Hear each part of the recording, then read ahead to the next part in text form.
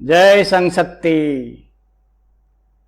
ओम समानो मंत्र समिति समानि समानं मनः सचित्तमेषां समानं मंत्रम् अभिमन्त्रयेवः समानेन वो हविषा जुहोमि। सौना विचार सबके विचार समान हो, चित्त मन से सब एक हो, ज्ञान सबको समान देता हूँ, समान सबका सत्कार हो। गीता और समाज सेवा पूज्य तुलसी जी का एक प्रेरक मार्गदर्शक ग्रंथ, उस पर हम चर्चा कर रहे हैं। युग प्रवर्तक धर्म ग्रंथ गीता, उसके वक्ता श्री कृष्ण, श्रोता अर्जुन, और इसका जो मूल्य है, इस पर हमने थोड़ी चर्चा की। अब थोड़ा आगे थोड़ी चर्चा करेंगे। गीता में जब हम पढ़ते हैं कि कर्तव्यच्युत अर्जुन को श्री कृष्ण ने पथ दर्शन किया और अर्जुन को कर्तव्य की राह पर चला दिया। श्री कृष्ण ने ऐसा क्यों किया? श्री कृष्ण अर्जुन को अपना मित्र मानते थे। श्री कृष्ण ने स्पष्ट किया कि अर्जुन तुम मेरे प्रिय सखा हो, अध्याय 4 का 3 श्लोक। इसलिए जो ज्ञान मैंने सूर्य को दिया था, मनु को दिया था, ईश्वरकुंत को दिया था, राजर्षियों को दिया था, वही ज्ञान मैं आज तुमको दे रहा हूं। वक्ता और श्रोता, ये दोनों के बीच इस तरह की जब सखा भाव की बात सुनी, पढ़ी, तो मुझे एक श्लोक याद आता है, उसको हम देख लें। एक पिता अपने पुत्र के प्रति कैसा व्यवहार करे, इसके बारे में कहा है कि 5 वर्षेषु पालयेत्, 10 वर्षेषु ताडयेत्, प्राप्ते तु 16 वर्षे पुत्रम मित्रवत् आचर्येत्।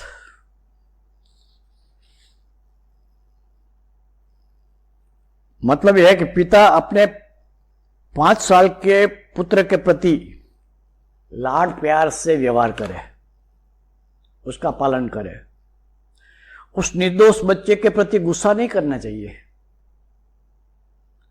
शारीरिक शिक्षा तो कभी नहीं, क्योंकि अभी 5 साल का है, इसकी विवेक बुद्धि, मतलब अच्छा क्या है बुरा क्या है, वो समझने की बुद्धि अजीब विकसित नहीं हुई है। वह जो करता है उसको जानबूझकर सोच समझकर नहीं करता। भीतरी जो चंचल वृत्ति, खून में जो चंचलता है, बच्चे की खून, बच्चा का खून है, इसकी चंचल वृत्ति उसको वो हरकत कराती रहती है। पिता या बुजुर्ग लोग जिसको शरारत मानते हैं कि बच्चा शरारती है, शांति से एक क्षण भर बैठता नहीं, वह बच्चे के लिए एक प्राकृतिक हलचल मात्र है। जो शरारत है हम मानते हैं, बड़े लोग मानते हैं, वह बच्चे के लिए कोई शरारत नहीं है, वो एक प्राकृतिक हलचल है। उस उम्र के बच्चा, उस उम्र में बच्चा जो कुछ करता है, चाहे हंसता हो, चाहे रोता हो, कुछ भी क्रिया करता हो, और उसको वो मैं अब रो, अब मैं ये करूं, ये हंसूं, ये ऐसा नहीं होता। सहज क्रिया होती है उसके लिए बच्चा जवाबदार नहीं होता। अतः ऐसे निर्दोष बच्चे की सभी हरकतों को हंस कर लेना चाहिए। बच्चा रोता है तब भी हम तो हंसते हैं ना। रोते बच्चों को उठाकर हम कहते हैं, मेरे लल्ले को किसने मारा, मेरी गुड़िया को किसने मारा, एक कौवा हट, जा उठ जा, और बच्चा रोना बंद कर देता है और हंसने लगता है और खेलने लगता है। उसके बाद के 10 साल हुआ है, मतलब 15 साल का बच्चा हो गया, अर्थात बच्चा समझदार हो गया, थोड़ा सयाना बन जाता है, सोचना शुरू कर देता है। मगर अभी इतना वो परिपक्व नहीं होता कि बुरे भले का भेद समझने की वो शक्ति इतनी अभी नहीं आई है। और कभी कभार नहीं करने जैसा कर देता है, नहीं बोलने जैसा बोल देता है। कुमित्रों के कुसंग के कारण कुछ दोषों का शिकार भी हो जाता है। ऐसे समय में पिता का कर्तव्य बन जाता है कि उसको सही मार्गदर्शन करे। कमियां दोष बताए और यदि लड़का नहीं मानता तो उलाहना देना, थोड़ा गुस्सा बताना, और लड़के की भलाई के लिए यदि आवश्यक हो तो एक आध थप्पड़ मार देना, वो कोई अपराध नहीं है। बच्चे का भला हो उसके लिए यह आवश्यक होता है। उसमें ध्यान, पिता को ध्यान ये रखना है कि ऐसी शिक्षा बार बार करनी नहीं है। और ये भी देखें कि अपना अहंकार के वश होकर तो वो नहीं शिक्षा दे रहा है ना।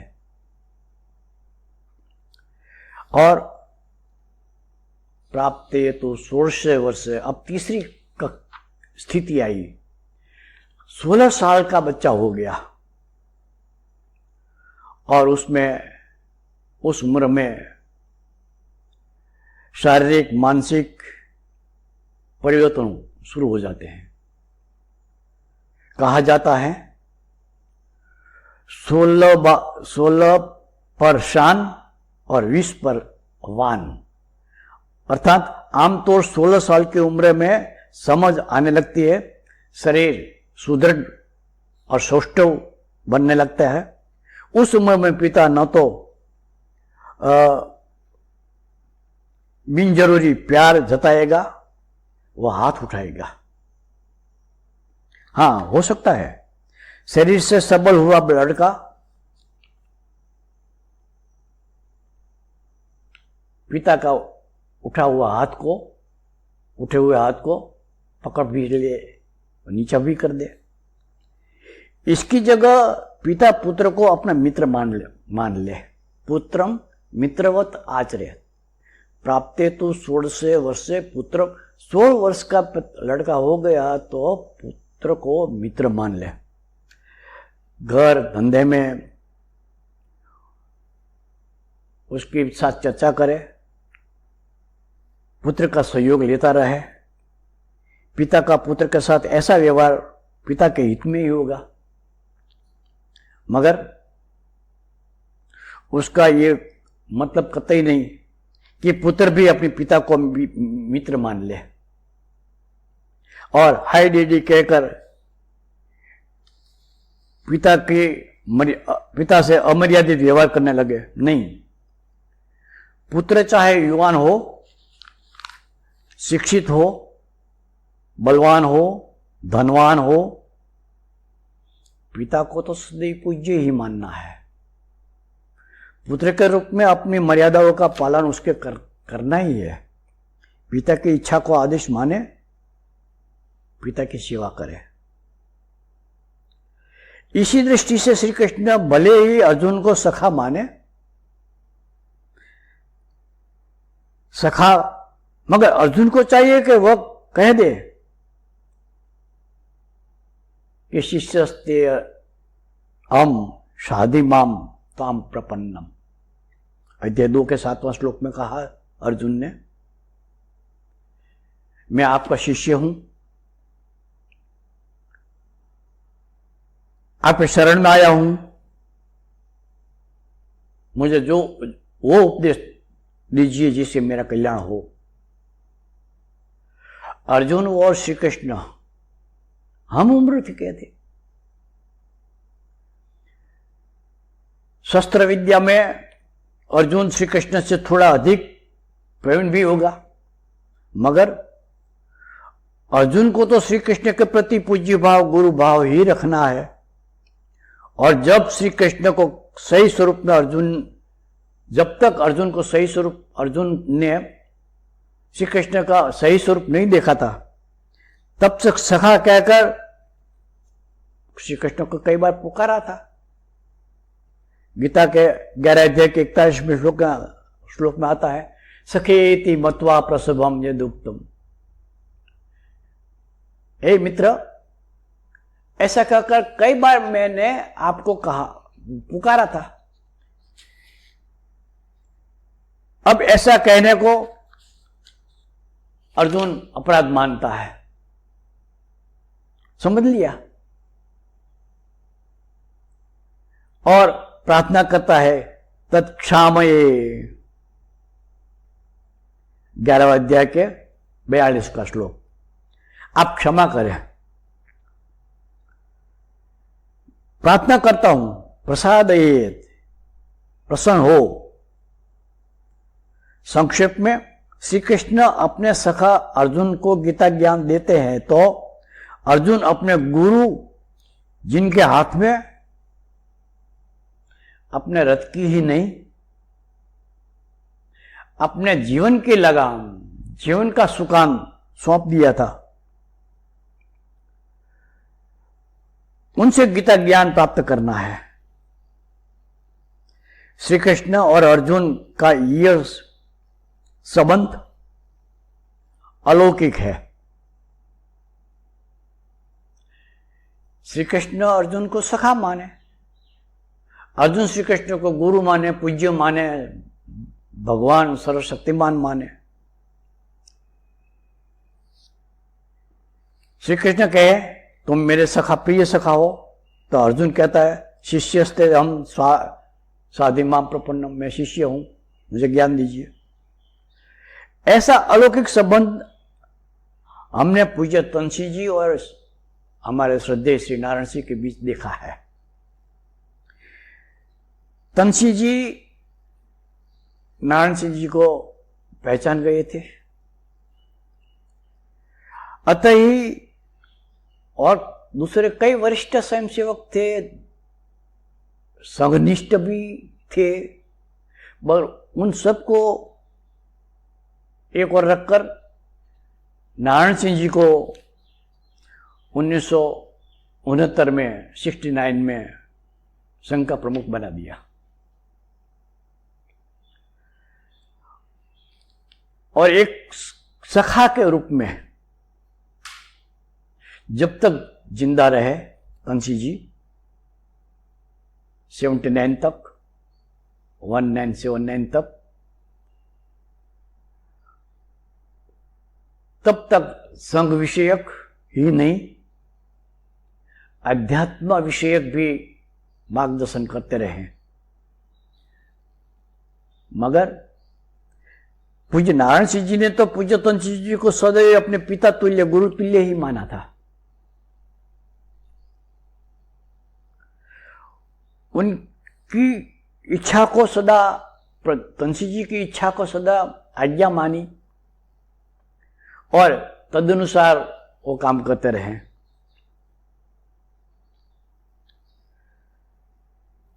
इसका मतलब ये कतई नहीं कि उनका जो रिश्ता है उसका कोई मूल्य नहीं है, नहीं है। अंग्रेजी में कहावत है, blood is thicker than water. पानी से खून ज्यादा गाढ़ा होता है, मगर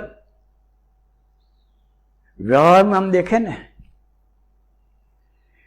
तो ये जो खून का संबंध है पिता पुत्र का, भाई भाई का, ये हर बार स्थूल रूप में प्रकट नहीं होता। विशेष परिस्थिति में हमको दिखता है कि ये पिता ने पुत्र के लिए, पुत्र ने पिता के लिए, भाई भाई ने के लिए कितना त्याग किया, कितना बलिदान दिया, कितना कष्ट सहन किया, मगर ये आमतौर नहीं बनता। पर दो मित्र या लड़कियां हैं तो दो सखियां के बीच का जो संबंध है एक विशिष्ट संबंध होता है, एक अनूठा संबंध है। मनुष्य जीवन में वे और दैनिक व्यवहार में वे बार बार वो प्रकट होते ही रहते हैं। यही कारण है कि व्यक्ति अपने परिवार के भाई, पिता या और किसी के साथ जो व्यवहार करता है और एक सखे के साथ, एक अपने मित्र के साथ जो व्यवहार करता है, उसमें एक फर्क है। और परिवार के लिए, पिता के लिए, भाई के लिए जितना त्याग करता है उससे कई अधिक गुना त्याग वो अपने मित्र के लिए वो कर देता है। क्यों? जो मित्र होता है उसके व्यवहार में कोई दिखावा नहीं होता, कोई स्वार्थ भाव नहीं होता, कोई अहंकार नहीं होता। और जो बात अपने पिता को, अपने भाई को, परिवार के अन्य सदस्य को जो नहीं की जाती वो अपने मित्र से वो कह देता है, वो बेधड़क कह देता है। और हो सकता है कि पिता की बात हम माने न भी माने, भाई की बात माने न माने, मगर मित्र की बात तो हम मानेंगे, चाहे हमको अच्छी लगे नहीं लगे, मगर मानते हैं। मित्र कहता है ये गलत है,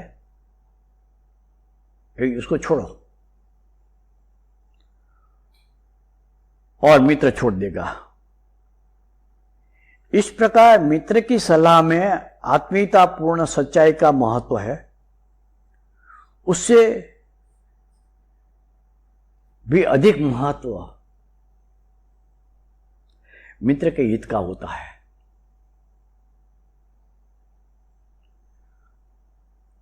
कोई मित्र अपने मित्र को कभी ऐसा नहीं कहेगा जिससे मित्र का कुछ बुरा हो, उसका अहित हो। वैसे उपदेश तो गुरु भी देते हैं, कर्तव्य है गुरु का, ज्ञान देना ही चाहिए। शिष्य उस ज्ञान को सुनता है, अनुसरण भी करता है, मगर उसके पीछे गुरु के प्रति पूज्य भाव ज्यादा होता है।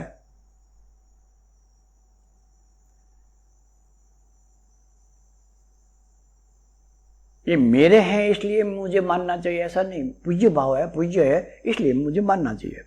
सखा के रूप में श्री कृष्ण का उपदेश अर्जुन ने सुना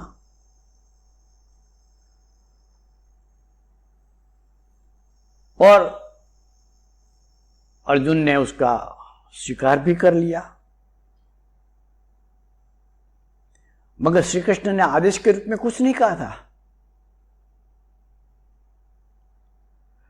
श्री कृष्ण ने तो कहा था, इति ते ज्ञानम आख्यातम गुह्यात गुह्यतरम मया विमृश्य एतत् अशेषेण यथेच्छम तथा कुरु। 18 अध्याय के 63वां श्लोक। अर्जुन, गुह्य से भी गुह्यतर जो ज्ञान मैंने तुझे दिया उस पर तुम विचार करो, विमृश्य सोचकर। मैंने कहा और तुमको आंख मीचकर हाँ गुरुजी ऐसा कहकर मान नहीं लेना है। उस पर विचार करो, क्या मैंने जो कहा वो ठीक है, उसमें तुमको अपना हित दिखता है?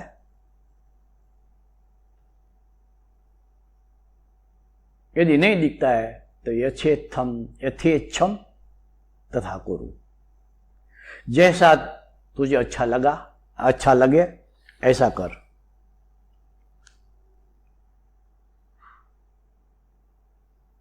श्री कृष्ण ने सखा भाव से कहा था कि अब मैंने जो कहा था वो कह दिया, बहुत ऊंची बात मैंने की है, गुह्य बात है, मगर उस पर तुझे चिंतन करना है, मान लेना नहीं है। बिना सोचे समझे हाँ नहीं भरना है।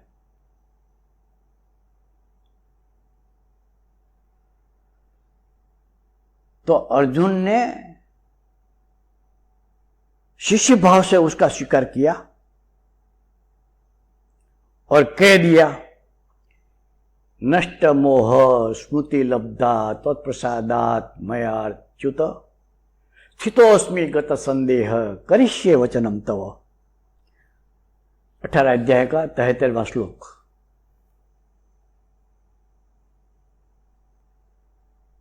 श्री कृष्ण,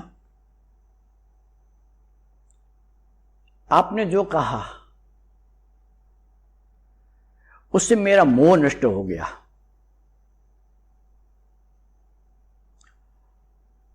स्मृति लब्धा, मुझे याद है, मेरी स्मृति याद आ गई, मेरा कर्तव्य का ज्ञान हो गया आपकी कृपा से।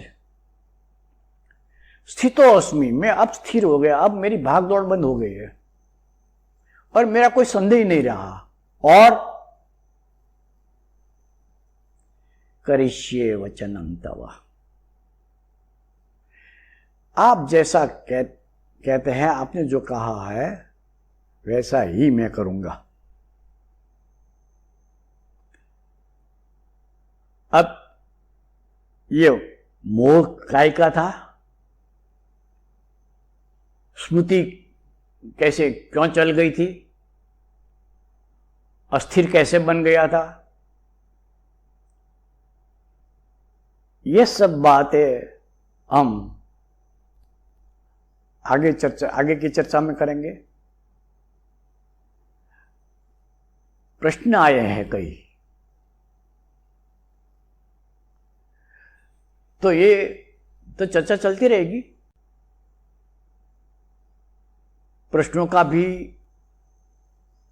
महत्व है और मेरा कर्तव्य भी है कि उन प्रश्नों का जैसा मुझे आता है, मेरा जो उन प्रश्नों पर जो चिंतन है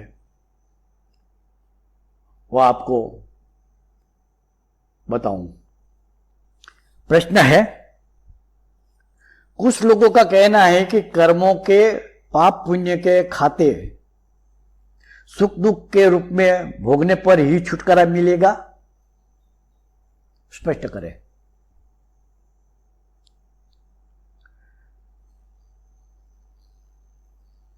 आप कहते हैं कि सुख दुख के रूप में भोगने पर ही छुटकारा मिलेगा। छुटकारा किससे? किससे आपको मुक्ति पानी है? किसने आपको बंधन में डाला है?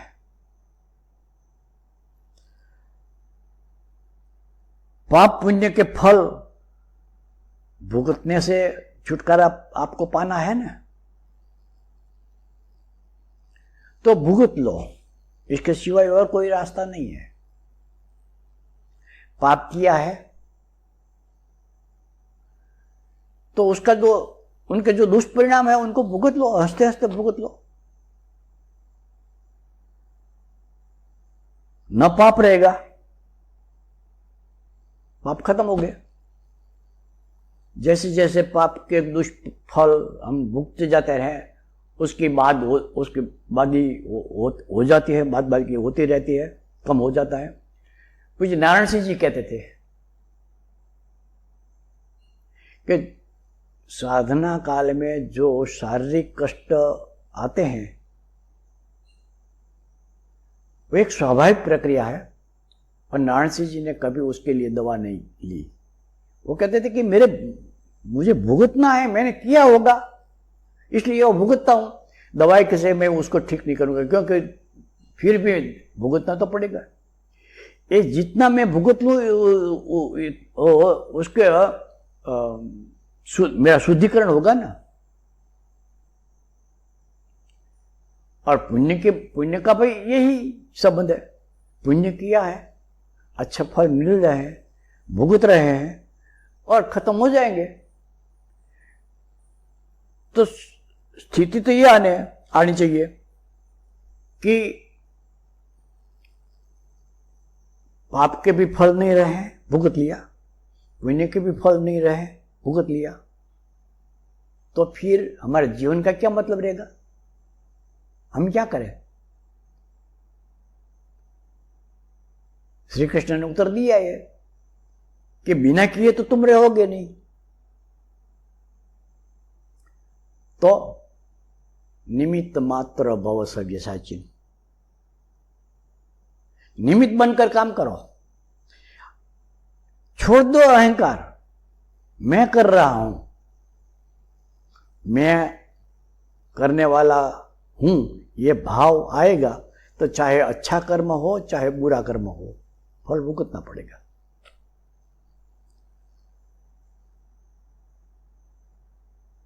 निमित्त बनने से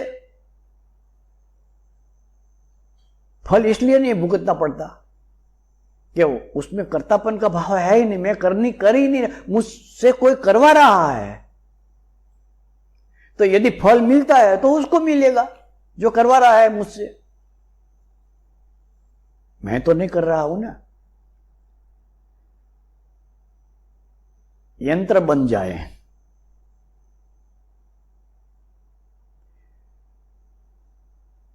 यंत्री तू में यंत्र तेरा। तो एक गाड़ी है, गाड़ी की कोई इच्छा नहीं होती कि बाएं जाए या दाएं जाए। उसका जो चालक है उसकी इच्छा अनुसार गाड़ी को मोड़ना है। इसी तरह यदि हम अपने ड्राइवर परमपिता परमेश्वर, उनके हाथ की हम कठपुतली बन जाए तो कठपुतली के खेल देखे हैं ना। एक राजा आप लड़ता है और अपने दुश्मन को मार देता है और फिर वो हर्ष में कूदने लगता है। तो वो जो कठपुतली है उसने वो अपने शत्रु को मारा है, उस कठपुतली जो शत्रु के रूप में थी उसको मारा है। अरे इसकी दूरी तो ऊपर बैठने वाला जो है उसके हाथ में है। तो कठपुतली बन जाए, अपनी डोर उसके हाथ में सौंप, अब सौंप दिया इस जीवन का सब भार तुम्हारे हाथों में। ये हार तुम्हारे हाथों में है, जीत तुम्हारे हाथों में। तो ऐसा करने पर हम बिल्कुल मुक्त हो जाएंगे, मगर इतना सरल नहीं है।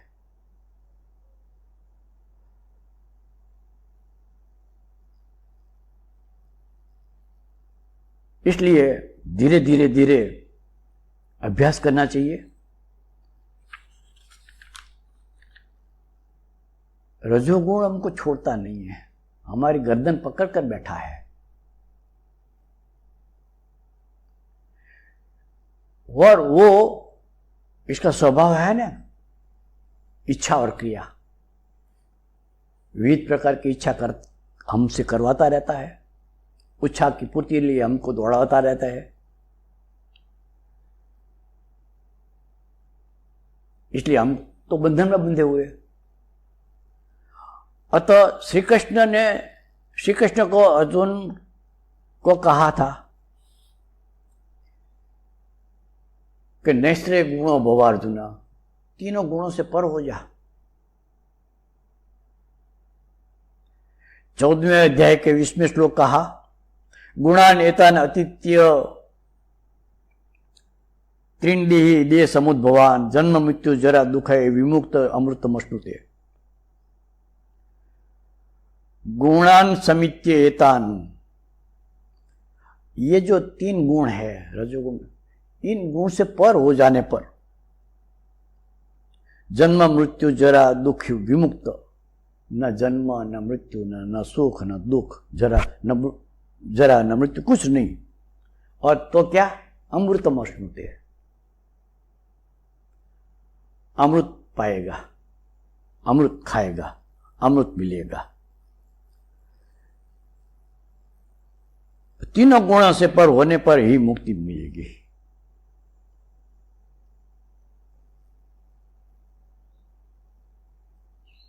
तो थोड़ा में इतना ही। अब एक और प्रश्न है,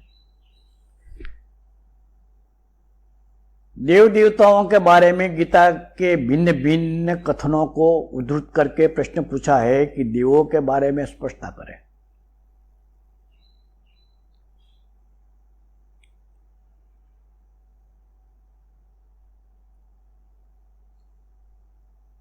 पूज्य स्वामी अड़गड़ानंद जी ने देवता के बारे में बहुत स्पष्ट कर दिया है।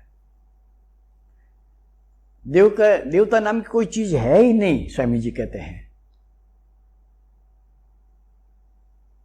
जो कुछ है वो परमेश्वर का ही स्वरूप है।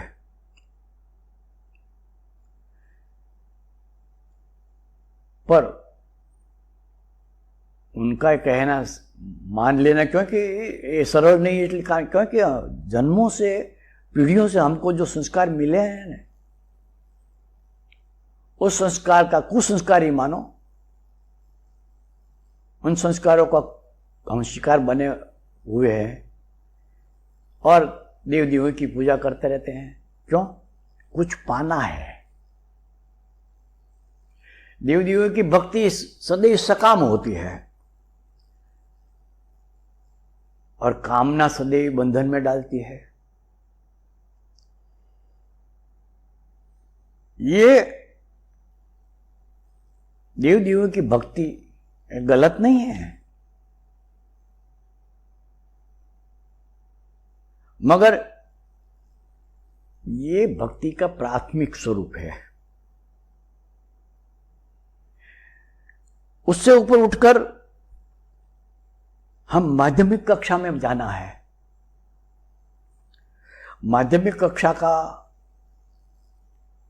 मतलब है कि जो प्रकृति में सूर्य है, चंद्र है, ये हवा है, पानी है, ये पृथ्वी है, इन सबको देव मानो। और ये सब तो बिना मांगे हमको देते हैं। सूर्य प्रकाश देते हैं, मांगा नहीं। पृथ्वी हमको अन्नादि सब कुछ देती है, देवी है, मां है हमारी। वो बिना मांगे देती है। तो उनको धन्यवाद देते, उनकी स्तुति करें, कोई बात नहीं। और उसके आगे श्री कृष्ण ने जैसा कहा, सर्वधर्मान परित्यज्य मामेकम शरणम व्रज। ये सारे देव देवताओं जिनको आप मानते हैं, सम्मानीय मानते हैं, जिनकी आप प्रार्थना करते हैं, सब छोड़ दो। सभी लफड़ाबाजी अनावश्यक है। और उससे क्या होगा? श्री कृष्ण ने विश्वास दिया है, मानो ने कहा है कि सर्व पापेभ्यो मोक्षयामि मा शुच।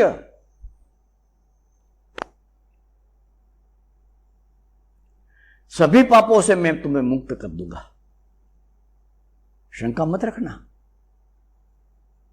शंका मत करो। गीता का 18वें अध्याय के 66वें श्लोक में जो श्री कृष्ण ने हमको विश्वास दिया है,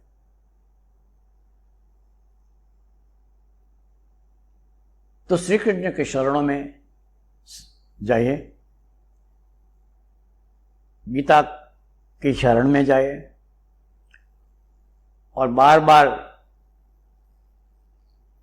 कहा जाता है कि ये श्री कृष्ण का नया संस्करण, नया अवतरण पूज्य तुलसी जी, और श्रीमद् भगवत गीता का नया संस्करण वो श्री क्षत्रियोक्षम।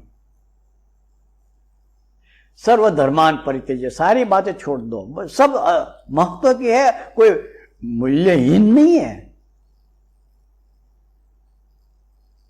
मगर हमारे पास तो वो आ गया है सामने, हमारे पूज्य तुलसी जी ने हमको क्षत्रिय संग दे दिया है, तो इधर उधर क्यों भागे हम? क्यों करें, क्यों देखें? और उससे ही जो अंतिम स्थिति है हमारी, उच्चतम स्थिति है, उच्चतम भक्ति है, वो है चिदानंद रूप शिवोहम शिवोहम। चिदानंद रूप में स्वयं परमेश्वर हूं।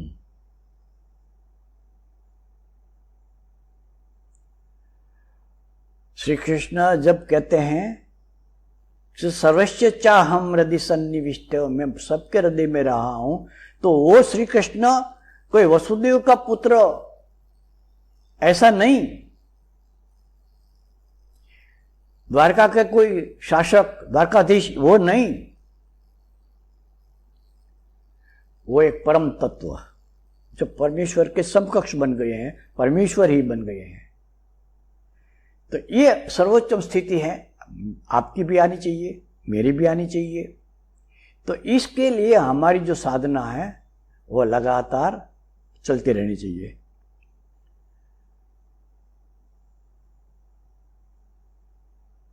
गीता का तीसरा प्रकरण जो है सखा भाव का, इस पर भी चर्चा थोड़ी बाकी रहे, प्रश्न भी पूछे हैं,